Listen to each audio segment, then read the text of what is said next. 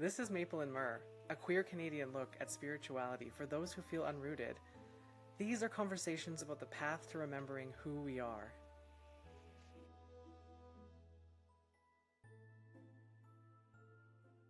Hey everybody, welcome to Maple and Myrrh. I am here with the brave, bold, and brilliant Britt. Hey everyone, I'm here with trans icon Mr. Teri Westerby. I have to say, Teri just mentioned that he wasn't a career builder as he sits in front of his NDP sign from when he ran for government as a non-career builder. Yeah, specifically runs for government because I do not run. I'm not a jogger. Like a Yeah, log. I feel very much like a non-traditional in the way that I operate.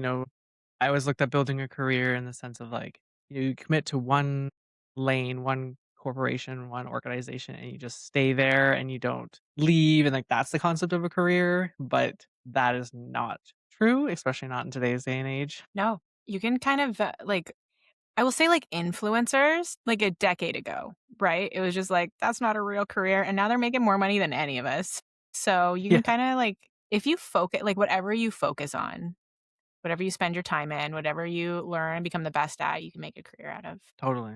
Yeah, I even thought that like, my pursuit of knowledge of like strategy and community and history, I just thought those were all hobbies and now they're all coming to head together and realizing that, oh, I actually have important perspectives to contribute to the direction that we're going in a society because of my interests, my hobbies, my passions, my experiences. I'm snapping quietly. Here for it. So, what did you get up to this past week? Anything fun? Yeah, this last weekend I took the girls to Squamish to spend time with some family, and I met a new cousin I had. They're non-binary and so sweet and alternative. And we were trying to go to this festival that my dad got tickets to. So it was like 2 tickets and then the kids get in free. So we're kind of like walking around trying to find this festival, but there's another festival happening at the same time. And like my dad gave me bad instructions. And then we went to this like it was the wrong festival and they were like, oh no, you're going this way. And it was the same direction my dad gave us instructions to. And then there was like a security guard we passed on the way. And he's like, no, you're going that way, and sent us in a different wrong direction. And I was like, the girls were pissed at this point because we'd been walking around like back and forth down like the same stretch of road for like 20 minutes. And like we're all a bunch of neurodivergents. So it was just like, we're done.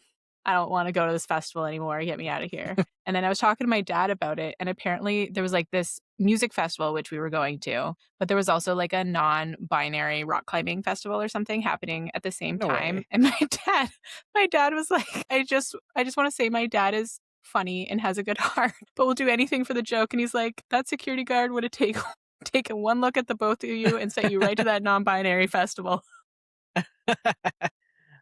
Like you guys want to go that way. Yeah, this is for you.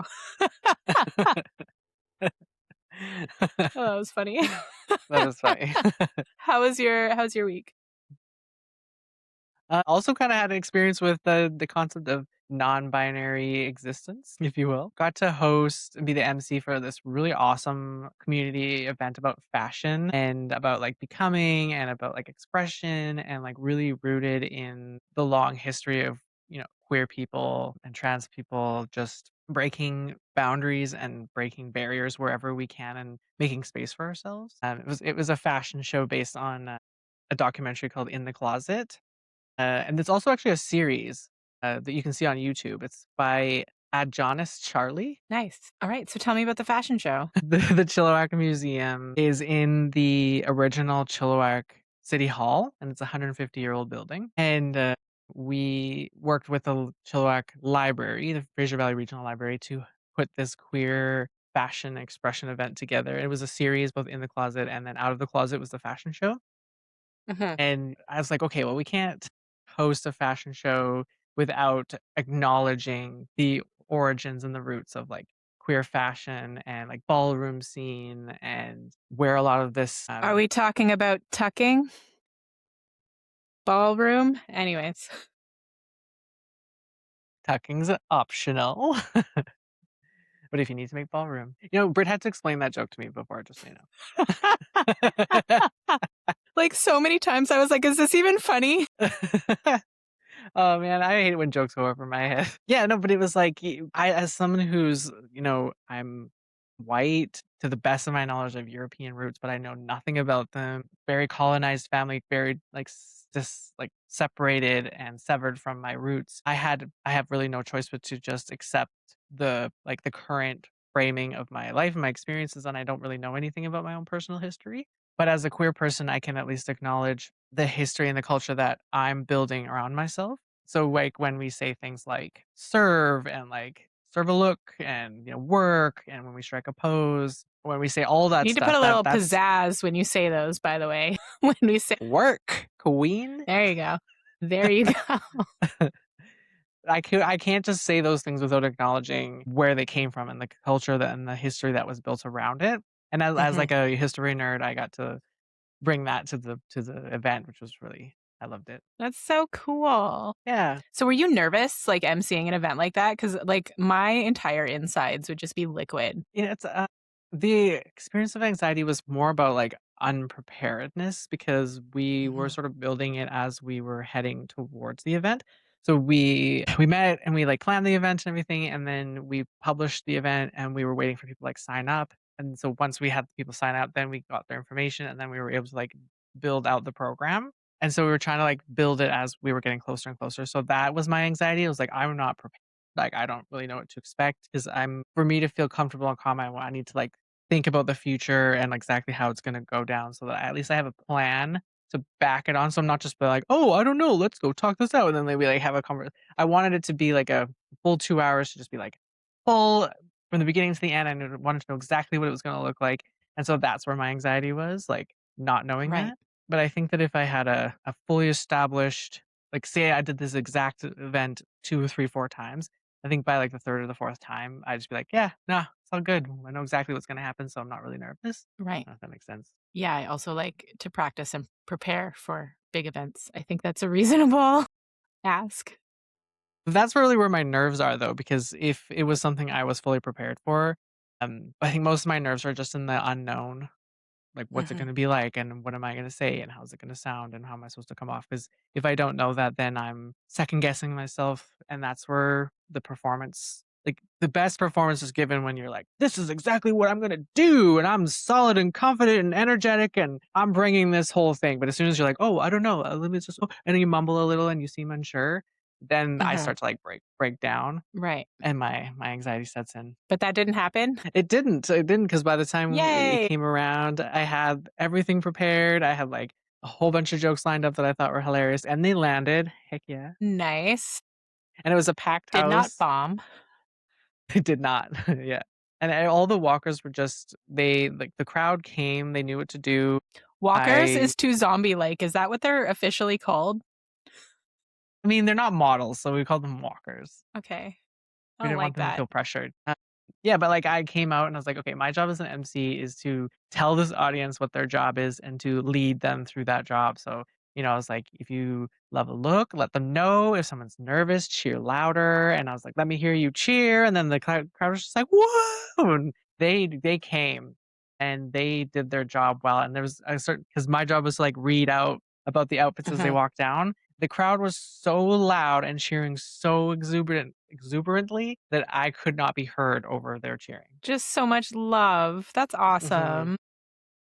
I Yeah. was doing a little bit of research into sort of like non-binary fashion and like what sort of things are included in that. And like I thought it would be kind of like I wanted to like break down a couple things I learned if that's okay. Yeah, I'd love to hear it. So, when it comes to creating like gender fluid fashion, a few things are considered. One is like silhouette flexibility. So, garments are designed to drape and adapt to different body shapes that don't fit into traditional binary fits. Mm. Oftentimes, they are modular. So, pieces can be reconfigured, like the sleeves, the silhouettes, and layers. So, you can change like the look to sort of suit your mood or what sort of visual you're trying to get across. They're unisex and inclusive fitting. So the designs don't fall into men's and women's. They often accommodate varieties of bodies and proportions, colors that don't really signal feminine or masculine, but support personal expression. But like I say to my kids, colors are for everybody, right? Mhm. Like colors are for everyone. So like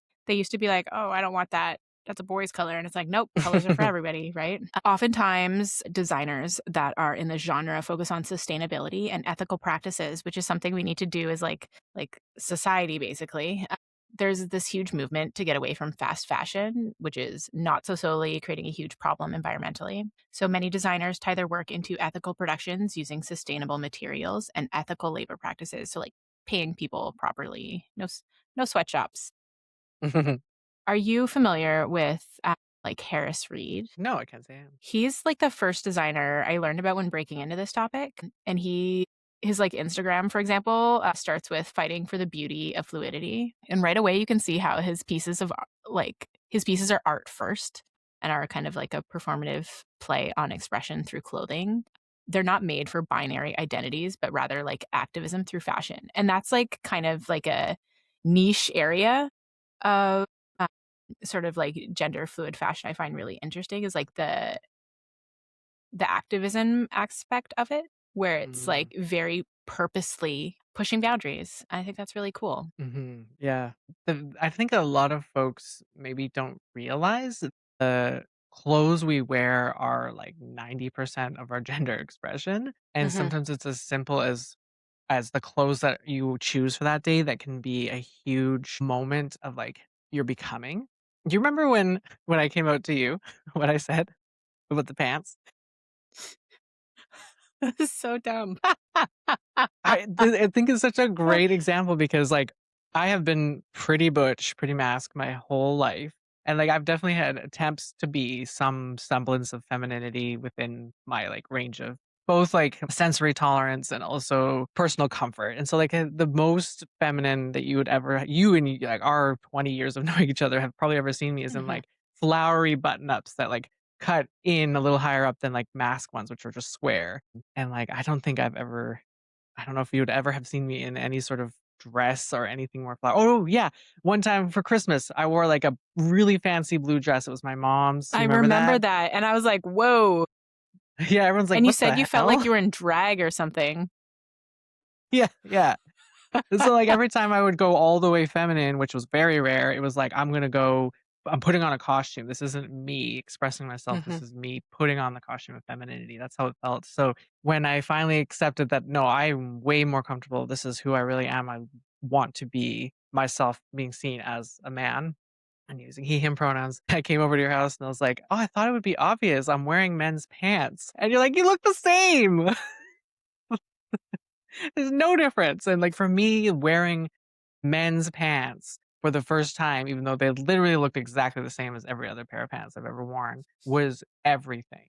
It was like my Mhm. first monumental moment of being Yeah. me. And I'm just like, completely just pop that excited balloon you have. You know, though, it was actually extremely important because to me, I was like terrified that like I'm so different now and like people aren't gonna accept this huge difference in my life. And you're like, dude, you are not different. This is who you've always been. And you just refuse to see this in yourself. Like that's what I took away from it. I was like, oh, I didn't see me. Everyone else saw me. I didn't see me. Right. One of my favorite stories of Terry is he was clearly like struggling with his identity, like not like trying to figure out like what all these feelings are and who he is and everything.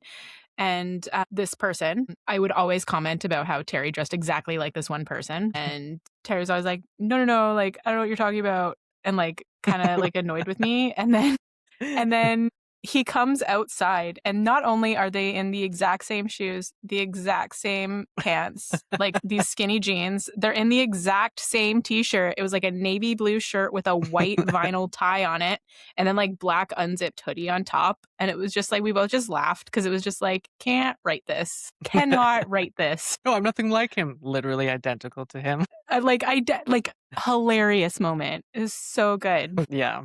It was in those moments where you realize that the clothing you choose helps you come out to yourself almost. I don't know if you have any clothing Right. in your wardrobe that, like, has done that for you. I think, so I know I've mentioned this a few times, but someone gave me the advice to stop dressing like I was in survival mode. So, Mm. like, I think a lot of people who have kids can probably identify with the fact of like, you're just like, whatever is comfortable, like, throw it on, hair messy, like, get out.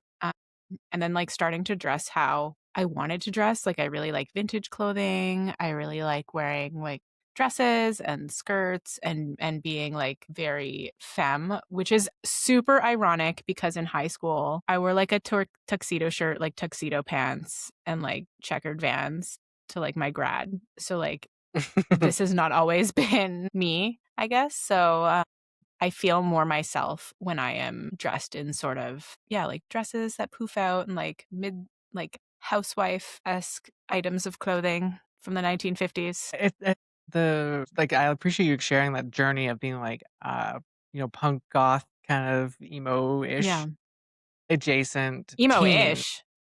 I'm branded emo. I've got a Alkaline Trio tattoo on my back. OG emo. GE.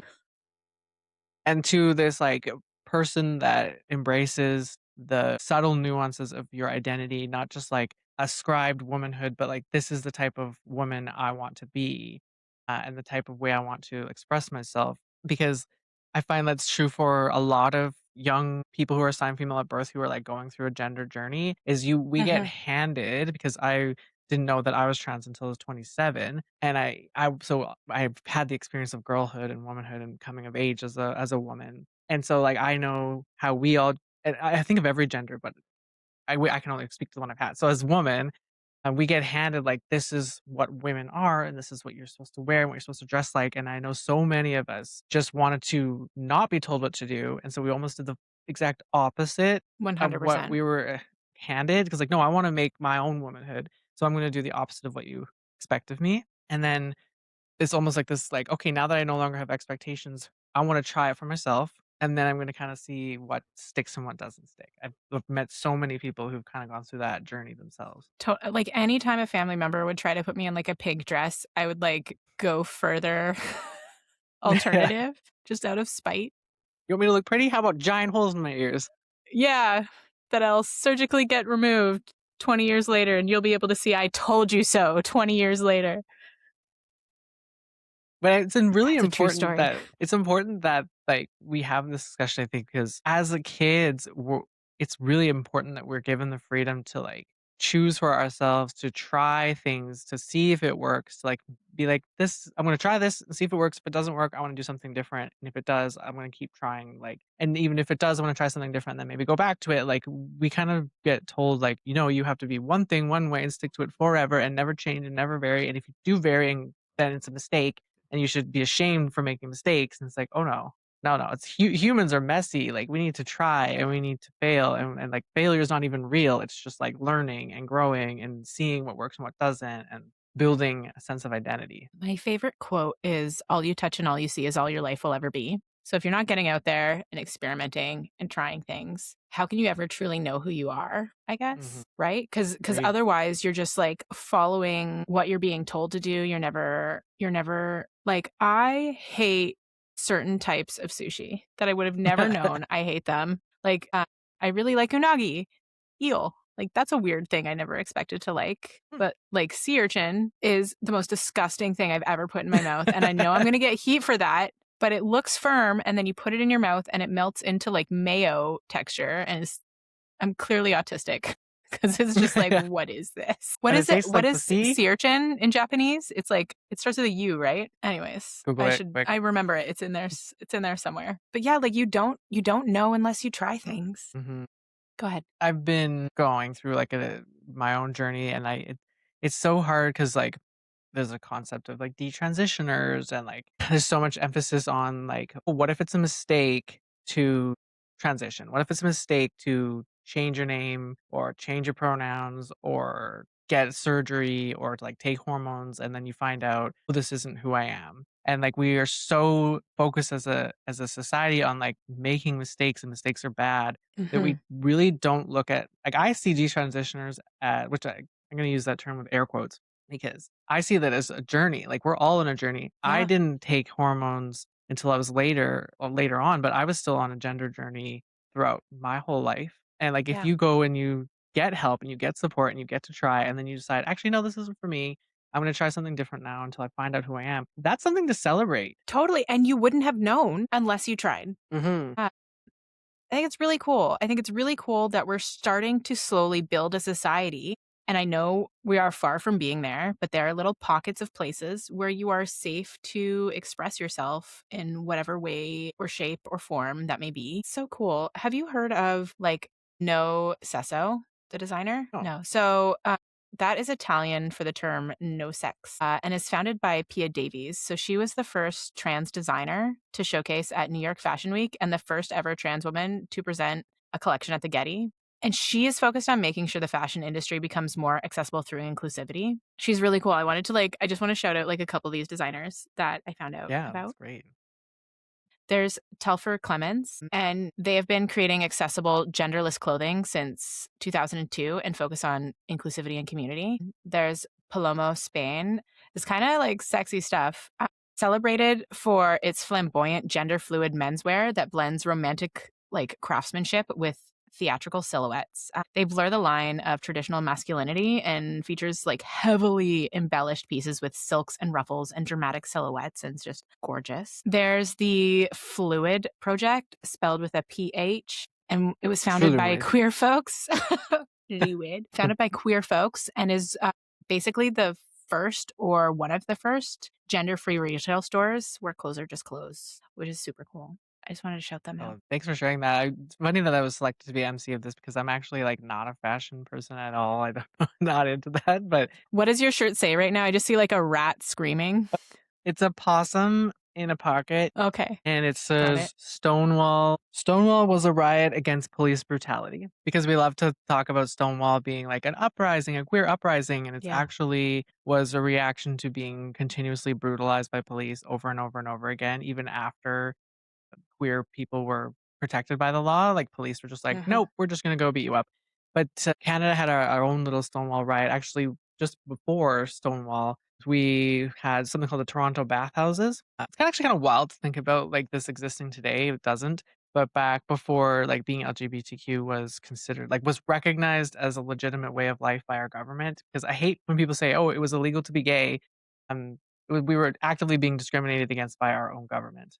So, like, that's Mhm. kind of the way I'd rather phrase it, and so as a result, we like, a lot of LGBTQ people had to go underground, had to, like, hide in the closet behind assumptions, and built a fake life as a front, they'd gay men would marry wives and have children, and then at night, they would go to Yeah. these gay bathhouses and sleep with men, and then they'd have to hide, and so that, like, double life, and then also adultery was illegal, sleeping with men was illegal. These bathhouses were not considered like legal premises, but that's what happens when you make people's way of life illegal is they have to exist outside of the law. Like that's what Life will find a happens. way. Yeah, Jurassic life. Park quote. You can't criminalize people's, like, way of life, they have to exist, so you're just making their way of life illegal, you're not ending it. Anyway, and so the police would continuously raid these bathhouses, brutally beat people, drag them out in public, like, destroy their lives, and one day the queer people at the time just had enough and they fought back, and that was the Toronto bathhouses that eventually led to LGBTQ identities no longer being deemed illegal, so no more discrimination against LGBTQ relationships. But of course, that carried on in Canada for a lot longer than the Toronto bathhouses. We had many legal battles. James Chamberlain was the one who led the LGBTQ publications in schools, and so allowing it's now considered discrimination if the school doesn't allow for, queer books to be in schools. Of course, they have to be age appropriate, but just banning it because it includes gay people is now considered discrimination. So, And like, when there's was just been a that passed? series. Out of curiosity. I was 8, so it would have been like 90 something. Okay. That makes me feel a little better than like I was thinking it was like recent. Yeah. It's still an ongoing fight as we see Alberta. Yeah. Alberta has recently stripped both pride like any flag from the classroom that isn't provincial, municipal, or federal. So the Canadian flag, the Alberta flag, or whatever city they're in. Any other flag's been banned. And then now they're like pulling books out based on like these policies and stuff like that. But as we know, this is a slippery slope. We just saw in Texas, they're now forcing children in Texas in schools to read the Bible. Um, Isn't that crazy? it is. That's It so is. crazy. It's absolutely wild. It's like, what's happening? Fascism. Ignorance, fear, brainwashing, like, ooh, It really does, like, I don't know if we wanna transcend into this philosophical place, but, might as well. We're here now. like Like, I understand the concept of in order to build a nation, like, in order to build a group of people that wanna work together for one outcome, like one trajectory, you have to get them all on the same page with, like, the same values and sort of create, like, a homogenous mindset where everyone thinks the same and feels the same and is going in the same direction, and, like, you, like, create a society where you, like, build that into every person in the next generation, and, like, so we all share one identity, we're all Canadian, we all share the same set of values, and anyone who varies from that should be punished because if you vary from that, then you're gonna destroy this concept that we've made. I think that's where they're coming from, but it is inherently self-destructive because it is non-sustainable. Because no Mhm. human beings are not homogeneous. We are diverse, we're unique, we all have unique perspectives, and we even within the homogeneous environments build diverse perspectives and experiences and then concepts because we're different. Like you could have the most heteronormative, isolated community in existence, and gay people will be born into it because it's a part of natural diversity. And that those queer people are going to feel oppressed because they're not being identified, and then they're going to have a unique experience that's eventually going to start to devolve the homogenous concepts of that that community. Wait, so you're saying it's not a choice? I say, if you think being gay is a choice, you're bisexual. I like to say pansexual because there are more than two genders. Yes, I think a lot of people bi or pan are like interchangeable. Which like I argued like because I'm a very black and white thinker, so I'm like, no, bi means two. If you're bisexual, then you think there's only two genders. But then there are people like, no, Mhm. bi like my gender and any other gender. Like I'm like, okay, you got me there. Yes. I was like, this is a definite tangent, but it reminded me of an argument I was having with my daughter last night. We were talking about brushing her teeth, and I was like, you didn't brush your teeth yesterday. You just used your finger." And she's like, "No, I brushed my teeth." And I'm like, "No, you just used your finger." And she's like, she's like, "Brushing is not bristles; it is friction." And I was just like, "Shit." Shit, you got me there. I was like, I I mean, don't know what to I do mean, now. it is the bristles get into all the nitty gritty parts of your teeth. It's I important. know, but it was just like I was like, I was not prepared for that awesome answer. Damn it, who made this kid so smart? God, you're not supposed to be smarter than me yet. This is your 8-year-old? She just turned 9. Okay, well that's good. Not even Just double turned 9. digits, No. but like the concept of fashion, and it really breaks up the idea of homogeny. It starts to normalize the breaking down of like hierarchical structures. Like the very concept of clothing was originally all uniform, like uniforms. Like I don't know if you've ever watched. What's that show that was super popular about like the lords? Oh my god, why can't I think of it? It was set in the UK. Downton Abbey. Did you ever watch Downton? I did because Maggie Smith. Yeah, Yeah, it was good. it was good. But it was in watching that show that it really clicked that, like, every single piece of item of clothing that you used to put on your body represented your class and your role, and if you didn't fit that if you weren't wearing the appropriate uniform for the appropriate event, you were, like, basically outcast. And so, like, they would have a casual dinner where they would be wearing a three-piece suit, and then they would have, like, a actual dinner party where lords and ladies were coming over, and they had to wear their tails and, like, a tuxedo with tails, and if you weren't wearing tails, you were basically the help, because the help had to wear tuxedos, but the lords and ladies wore tails, and so that was their Mhm. attire, was their uniform. It was their, like, "This is who I am because of what I'm wearing," and Interesting. if Does the length of tail matter? Like the higher your stature, the longer your tail. Are we laying tails out on the table? Right. tail measuring contest, it's not about the size of his tail, ladies, it's what he does with it. But in those times, it was definitely the size of the tail. I'm sure. There was actually a period in time where the length of your shoe and I can't remember exactly the culture that I read this from. It was probably, some TikTok thing I read. So mildly accurate podcasting coming. But there was this time I read where the length of someone's shoe was their status. And so men just kept getting longer and longer and longer shoes to the point where it was ridiculous. You know what? How do you walk? You couldn't. It got to the point where they actually had to cut the tip of their shoes off to like ride horses and stuff like that. But it's like, it just goes to show how And then feet binding, right? Like it goes the opposite yeah. way. Yeah, and that was in China, like, the smaller your foot, the more like a dainty woman you were, which meant that you were like, s somehow I'd be screwed. I the got size genes were 10s. Oh. Well, and there were, like, past cultures where you'd, like, bind your head at birth so that you'd have long, elongated skulls, and that was a Mhm, thing of beauty, and there are current like, even current cultures where scarification is a thing of beauty, mhm. and Neck and, rings like or the lip plate? yeah, like mhm. So I just think these are all really great examples and to show through history that, like, what you wear on your body has always been even the body itself has always been an expression of your role in life, your class, how people are supposed to treat you. Yeah.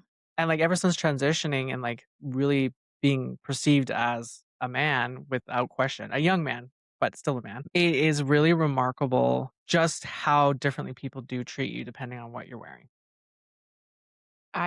During my trial, I had to dye my hair, like, not purple because no one Mm, would take me seriously as a victim if I had purple hair, which is nuts. yep, mhm. It's really fucked up how much we judge people that way. I love about this, like, digging into any of this because it always ends up in the same place for me, like, the systemic look at gender, race, and class.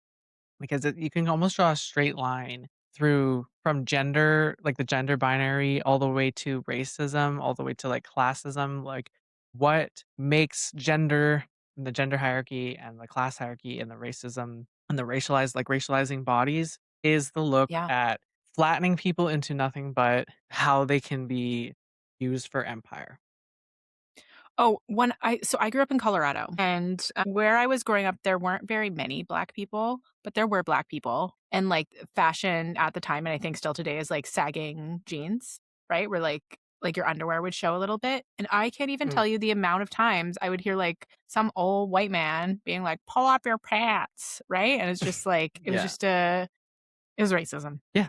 But like, It's, like, okay way to be racist, like, socially acceptable way to be racist. yeah, like the idea of this is what civilized looks like. It's people who wear three-piece suits and tails at dinner and, women who wear dresses and stay at home and like this is what civilized looks like. And if you can't fit into this concept of civilized, then you are uncivilized and you worthy of being I could list a million things that we've done to people who aren't considered civilized. And I say we like I guess The royal colonialism. we. Yeah. Yeah, and so, like, even, like, my like, all of our bodies, like, between you and me, have been colonized because I grew up in Canada where the message for me, person assigned female at birth, was my job was to be a wife, a mother, and to raise the next generation of Canadian citizens to serve in the same way. And so, I refused to produce in the way that I was supposed to, that I was assigned. And like, and even though people who do fit into that role, even though people like if you're assigned female at birth and you are a woman and you are feminine and you do become a wife and a mother, you're probably not doing it to feed empire. Like, No. yeah, no one's doing that to do it, but the messages we all receive is that that's your job. You must do Mhm. it, and We and gotta so up these like numbers. yeah, exactly. Like the Canadian birth rate is falling, and so we have to import like people to become Canadians to make sure our nation continues to grow. And then, like in order to make like Canadian women feel like you're a part of Canada and your role here is to produce more Canadians. If you go back further and further and further, in order to say like, hey, these bodies, like indigenous bodies or black bodies, are worth like they're not worth being citizens, they're worth being slaves or they're worth being killed. It's because they don't fit into this little box of civilization and they never will. And so if you can trace gender all the way back to that form of like racialization. Like these people are inferior to this civilized class of people. So we're going to make them forever in service because we created this line of what is considered a good human, what's considered not a good human. And clothing and gender all feed into that. And it ultimately comes down to class who's worthy and who's not based on our bodies. Preach. I know. I'm sorry. You said fun. I'm not doing anything fun. This isn't fun. One of these days, I'm gonna get Terry to do a fun podcast. No, this is good. One of the other things we talked about actually, and I wanted to do more of, but we didn't have the time, was songs. The fashion was one component in which we as individual humans express our individuality and break free from the conformity that tries to flatten us, homogenize us, and make us something we're not. Music and is another form of self-expression that liberates us. Yeah. Absolutely. I don't know if there's any song that you listen to and you're just like, "I'm free." Like, anything Lizzo, honestly. Lizzo's a vibe, Nope, I don't know right? the words. No? Just, like, Lizzo's a super vibe. Like, whenever I'm trying to get, like, my energies up, it's my girl Lizzo or Doja, also Doja, Yeah, love I'm them. a musical theater guy. I love right now I've been really into Hamilton. Mm. Such a You nerd. know Love what? When I'm trying to get my vibe up, the first thing I think of is also Hamilton. it. But you don't wanna rap about one of our first presidents? No, actually, he never became a president. It doesn't That's so inspire you? Terry. That's so Terry. I love that. But, like, some of the songs that I found during the research period for this event, because I created, like, a whole playlist of just queer music. What about, like, Rocky Horror Picture Show? Did you use any of those songs? No, people have mixed feelings about Rocky. Well, they mentioned my uncle in it, so big fan. Really? So I'm related to Claude Rains, like he's in Casablanca, he was the Invisible Man, Wolfman, he was in, like, a lot of, like, really famous actor, but they mentioned Claude Rains and one of the Rocky Horror Picture Show. And I'll go to see, like, a play with my grandma will be like, "That's my uncle!" every time, like I know I first watched that when I was a late teen, one of my friends showed me, and I had no idea what it was referencing. I didn't know that it was Mhm, actually like a satire version of another film. Like I didn't get mhm. any of the references at all, but I still was like, I love everything about this. Yeah. What I like about it is it kind of, like, first of all, Tim Curry. Let's, like, take a moment Yeah, yeah. for the god of Tim Curry, like, opened up sort of a queer world to a lot of, it became such a cult classic. Like, I know so many straight guys that love Rocky Horror Picture Show. So, like, it might be controversial in, like, some aspect, but it definitely helped, like, move the needle in the right direction, I feel like. Oh, yeah. Yeah. For me, when I first watched it, I was like, "Oh, like, it's okay to just be flamboyantly yourself," and, like, Tim Curry's character was so strong and so powerful and yet Mhm, so feminine and so sexual, and he transformed everyone around him, and, like, he brought them to life, and he gave them something they never had, and it's such a powerful thing that I was just like, "Oh, like, this is everything for me." Like, I still can't even really put words to watching him what I saw was a previously a very scary man dress up in lipstick and a corset. is that Pennywise? Yeah, yeah, and think about how he's talking and singing about how everyone is sexy. Like, he was a bisexual icon, and it was everything. And he really did break barriers with that. Totally. But in, like, insane ways, so some of the songs that I learned about was, like, I don't know if you've heard of Hayley Kiyoko, "Girls Like Girls." Mm-mm.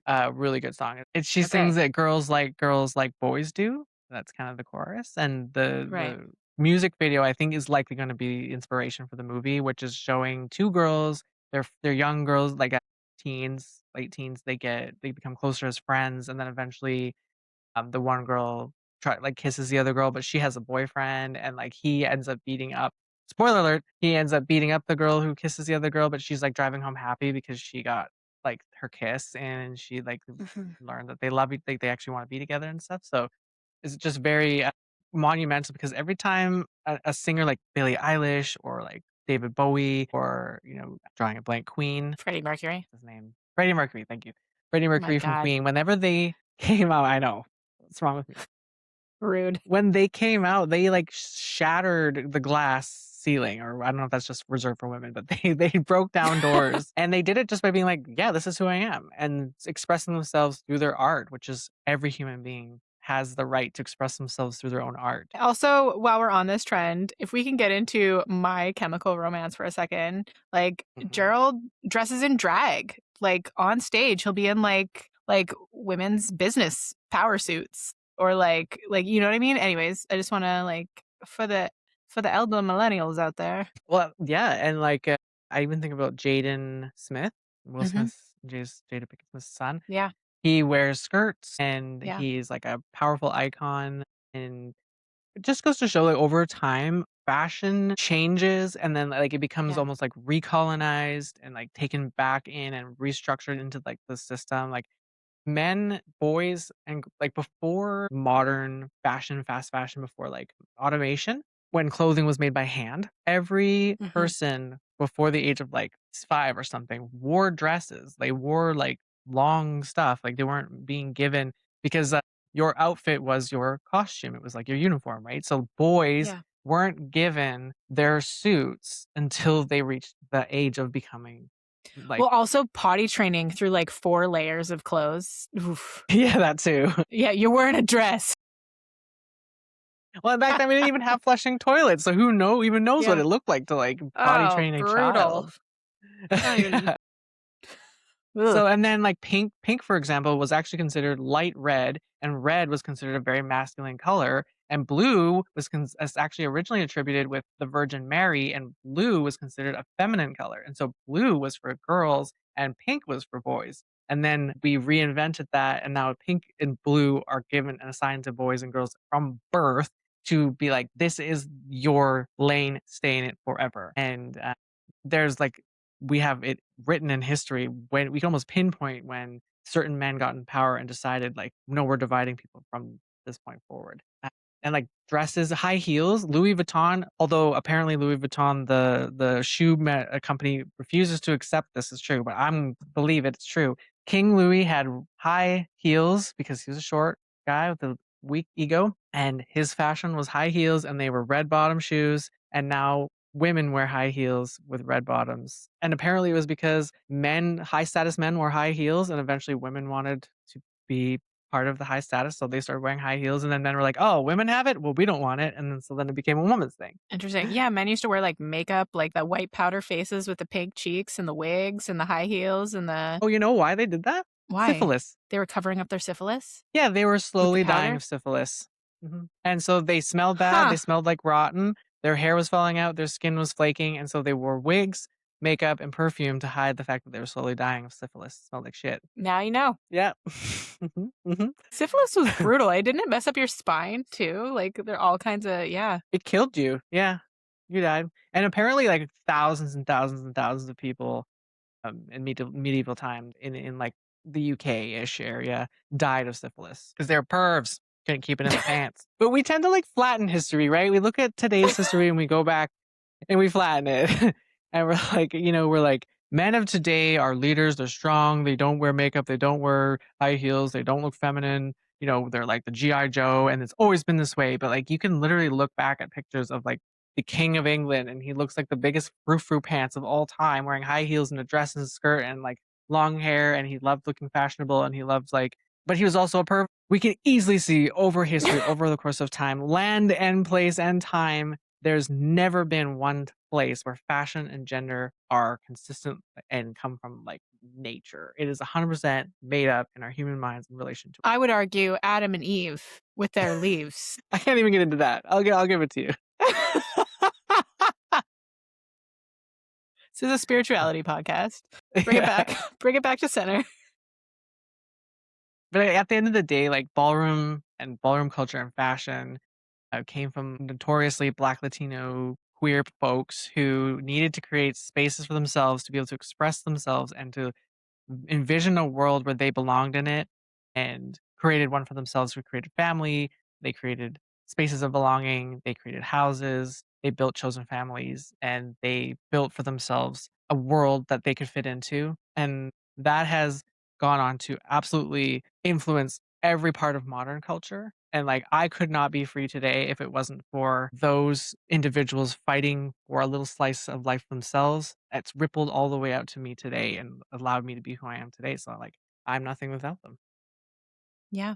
And we have to take the baton and, like, carry it for a while before we pass it on to the next generation, right? All right. Well, thank you for updating me on that. That was all really cool. And I'm so proud of you for, like, as this non-career builder to be, like, hosting events like this. Thanks. I just do random things. I don't build anything. No, not building anything. Thanks for sharing about those fashion designers. I didn't know anything about them, so that's good to know. Yes, really cool. Really cool. I really like really for sure like look up Harris Reed does incredible incredible work and so does Palomo Spain, Pia Davies under the brand No Cesso, Telfer Clemens and the Fluid Project with a PH. Love that. Yeah. We'll put some links in the description and the summary, and you gotta check them out. I'll definitely check them out myself and maybe pick up a Yeah. few new T-shirts. Oh, and this T-shirt is from a character from illustrator Sophie Labelle, and she's actually was just, the Stonewall as a Stone some nonprofit that's stealing the name Stonewall. They filed a copyright claim against Sophie for this shirt because they use the word Stonewall in it. Yeah, so if you're listening, please go to Sophie Labelle's shop and purchase some of her stuff because, as she's a trans Ew. illustrator and she's being hit hard right now. So yeah, Ew. What is this nonprofit? What are they? let me see. I'm sorry, but like Stonewall Community Foundation? It's not No, there's actually affiliated with Stone like, I'm pretty sure it's one of those, like, right wingers who are trying to pretend to be queer and, like, trying to actually just destroy it from the inside. yeah. So it's the Stonewall Inn LLC. So their main goal is to just take down anybody promoting any sort of Stonewall thing, basically. Yeah, just trying to erase queer history. No biggie. Gross. Mhm. Gross. Let's all not well, thanks for getting that out there because that's yucky.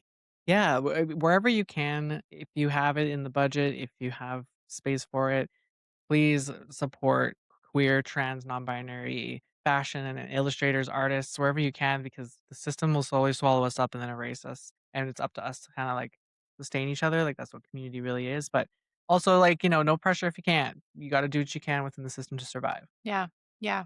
And clothes are expensive. So like, yeah. All right. Well, Yeah. you'll hear from us soon. Hmm. Love you lots, Terry. Pleasure as I love you always. too. Be you, Bye. be queer, be amazing. Bye.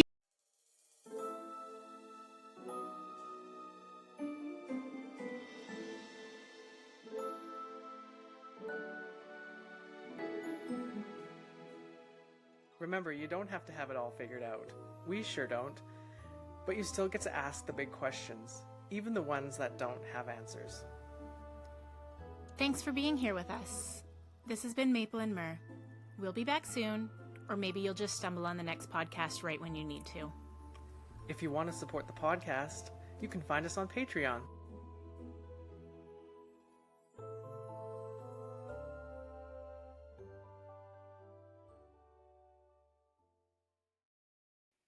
Bye.